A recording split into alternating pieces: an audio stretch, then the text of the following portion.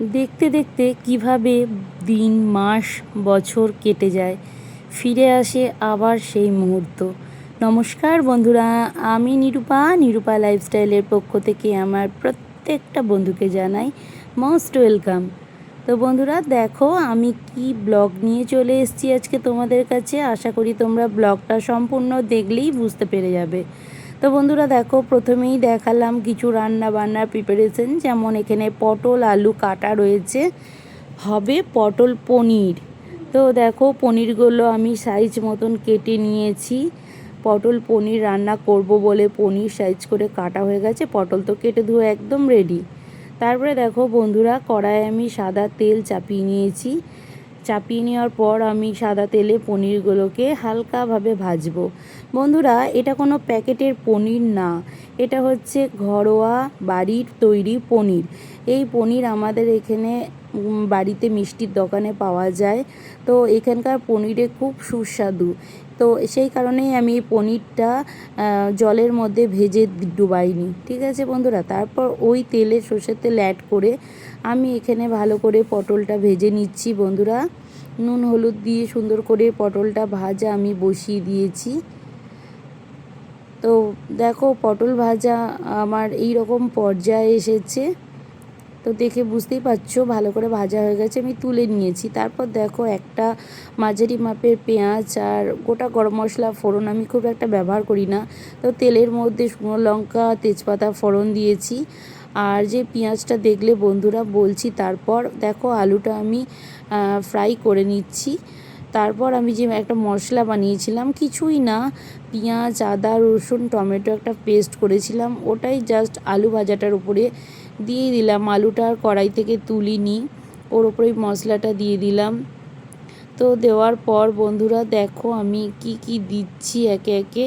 কাশ্মীরি লঙ্কার গুঁড়ো দিলাম 2 চামচ, আর নুন হলুদ যেরকম দেবার পরিমাণ মতন দিয়েছি। পনিরে তো খুব একটা হলুদ লাগে না, সামান্য হলুদের দরকার, সেই জন্য 2 চামচ কাশ্মীরি লঙ্কার গুঁড়ো অ্যাড করে দিয়েছি। বন্ধুরা, তো কি সুন্দর কালারটা এসেছে না, ব্যাপারটা দেখো, কষা কষা এই রকম পর্যায়ে তো অনেকে খায়, কিন্তু মানে আমি যেহেতু আজকে একটু গামাকা করব পটল পনির, কারণ পনিরে তো রস টেনে নেয় না, আলুর সবজির রস, তো সেই কারণে আমি এরকম পর্যায়েতে নামাবো না।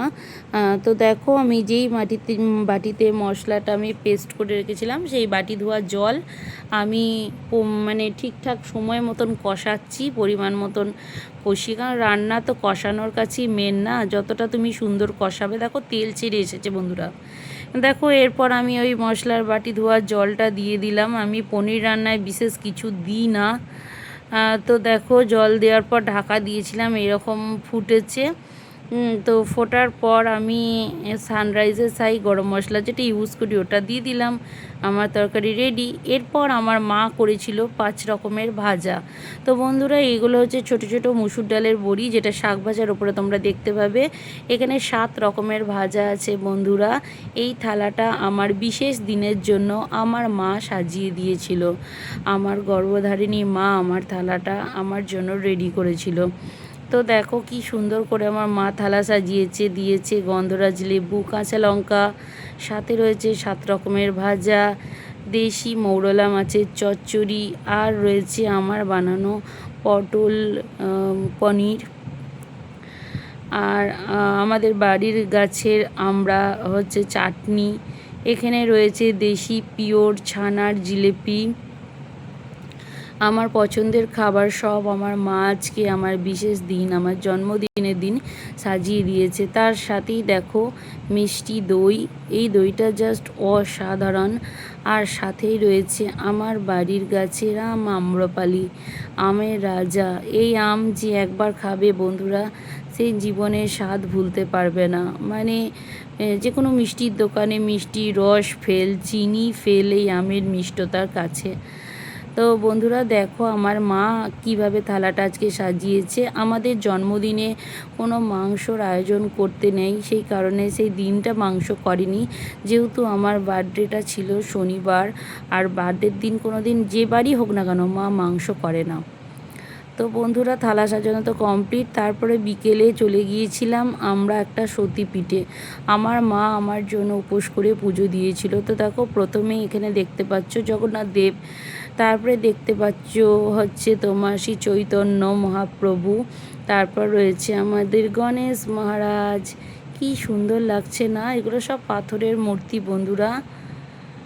তো আমরা যে সতীপীঠে পুজো দিতে চলে গিয়েছিলাম সেটা হচ্ছে মা নন্দেশ্বরী মাতার মন্দির সতীপীঠ, সতীর 51 পীঠের মধ্যে এক পীঠ। এখানে কথিত আছে যখন আমাদের দেবী সতীর দেহাংশ 51টা টুকরো হয়েছিল এবং সে দেহের অংশ 51টা জায়গায় পড়ে প্রত্যেকটা জায়গায় সতীপীঠ গঠন হয়েছিল।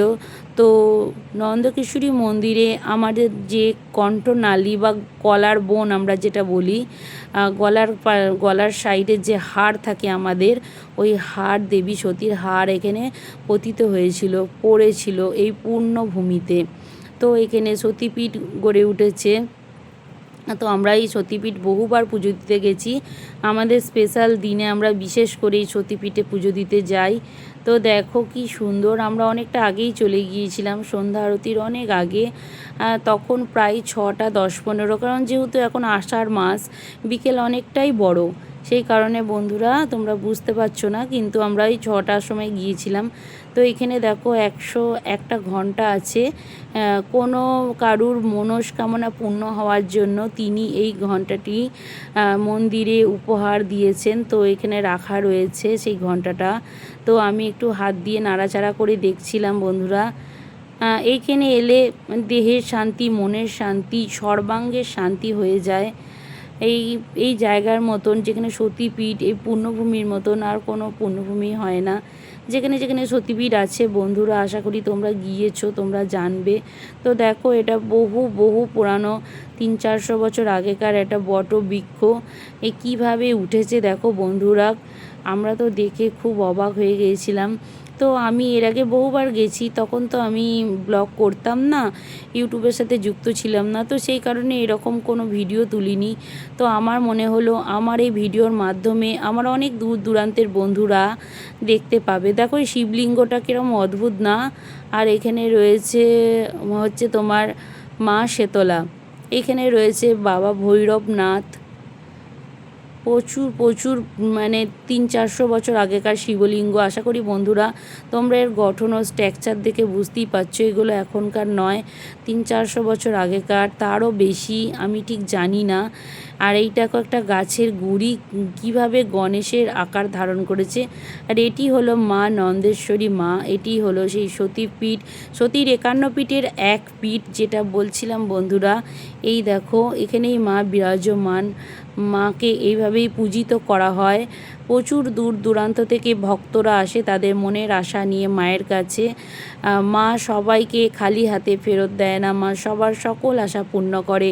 আমি চাই আমার বন্ধুদেরও সকল আশা এই মা পূর্ণ করুক, তার সাথে আমারও। তো দেখো বন্ধুরা আমি এখানে ঘিয়ের প্রদীপ জ্বালিয়ে দিয়েছিলাম, আর আমার মা আমার মঙ্গল কামনার জন্য ধূপ ধরিয়ে মন্দিরে পুজো দিচ্ছে। তো এই ধূপকাঠিটা আমার মায়ের হাতে, মা এখন মন্দির পরিক্রমা করবে। তো দেখো আমি মোমবাতি বসাচ্ছিলাম, এখানে প্রচুর ধূপের ছাই, বিভিন্ন মানুষ, বহু ভক্তরা এখানে এসে ধূপ দেয় মাকে। নিত্য পুজো হয়, দেখতেই পাচ্ছ ব্রাহ্মণ নিত্য পুজো করছিল। তো আমার জন্মদিন, আমার জীবনের বিশেষ একটা দিন, সেই কারণে মা আমার মঙ্গল কামনায় প্রত্যেক বছরের ন্যায় এই বছরেও মন্দিরে পুজো দিতে গিয়েছিল উপোস করে। তো আমি আর মা গিয়েছিলাম, দেখতে পাবে আমার মা আমার সাথেই রয়েছে। তো মা আর আমি দুজন মিলে বসে একটুখানি ভিডিও শ্যুট করে নিচ্ছিলাম। দেখো মা আর আমি আজকে সেম কালারের পরেছি, আমি চুড়িদার পরেছি, মা দেখো শাড়ি পরেছে সেম কালারের বন্ধুরা, দেখতে পাচ্ছ? তো দেখো তারপরেই বাড়ি ফিরে দেখো কেকের আয়োজন। আমার বাবা কেকটা আমাকে সারপ্রাইজ দিয়েছে, আমি যাইনি। আমার বাবা আমার পছন্দ মতন একটা কেক নিয়ে এসছে, বাবার পছন্দ মতন, যেটাতে বাবার পছন্দ সেটাই আমার পছন্দ। তো বন্ধুরা দেখো, আর বাবা আমাকে গিফট করেছে গোলাপ, তার সাথে কুর্তি আর অনেক কিছু গিফট করেছে বন্ধুরা। তো দেখো খুব সিম্পলভাবেই আমার এবছরের বার্থডেটা সেলিব্রেট হয়েছে। আমি চাইছিলাম যে এবছরটা খুব সিম্পলভাবেই হোক, বাড়ির আত্মীয় যে কটা ফ্যামিলি মেম্বার ওই কটা, আর বিশেষ কাউকে ইনভাইট করা হয়নি বন্ধুরা। তো দেখো বন্ধুরা, ছোট্টখাটোর মধ্যে কেমন লাগলো আমার এই বার্থডে কেক আর আমার বাবার আনা কেক। তোমাদের কেমন লেগেছে? বাবা আমাকে কেক এনে সারপ্রাইজ দিয়েছে। আমার বাবা হচ্ছে পৃথিবীর মধ্যে সবথেকে বেস্ট। আশা করি এই পর্যন্ত আজকে ভিডিওটা, আবার দেখা হবে, বাই।